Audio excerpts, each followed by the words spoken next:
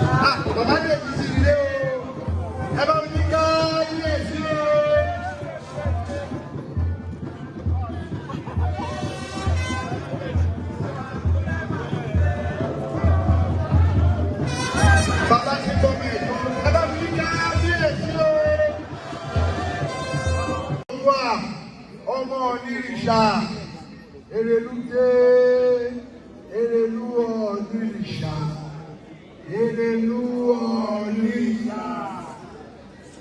Ó máa yẹ ẹ́ lónìí. Ọkọ̀ ẹ̀kú ọlárùn ìjẹ́ bàbá ẹ̀kú ọlárùn ó ṣe yẹ ẹ́ lè dìbò nílẹ̀ sí. Bí ó ṣe kọ́ lárùn pẹ̀lú ẹ̀kọ́ lárùn ẹ̀ lágbára Ọlọ́run ọ̀nà yẹn máa ń là. Àrùn ìyáwó àgbẹ̀ àṣẹbẹ̀ gbogbo ojú tó ń wẹ̀ lẹ́yìn lágbára Ọlọ́run ló máa rìn rere ló máa jẹ́ títí rere láti tẹ̀ láàárọ̀ láti tẹ̀ lọ́sùn láti tẹ̀ lọ́sùn àárọ̀.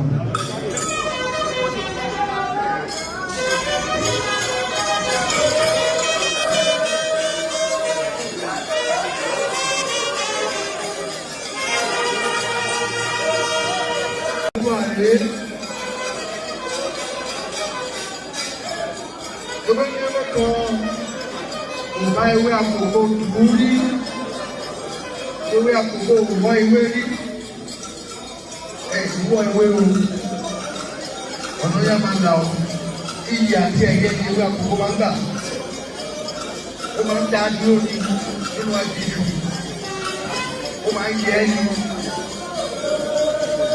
ó máa yẹ ẹni lọ́dún, ó ṣe yẹ ẹni lẹ́yìn tó yẹ sílẹ̀ fún un.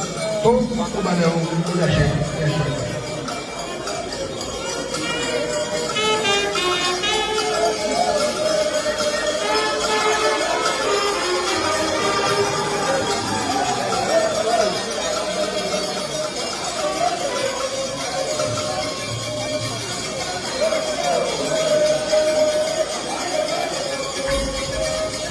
Ìgbà ajé yìí rẹ̀ o.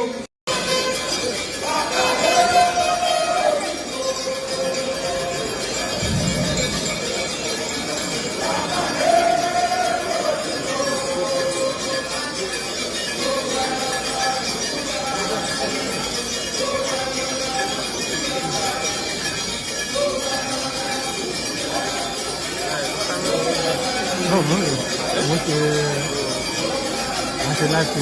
Ewé oyè.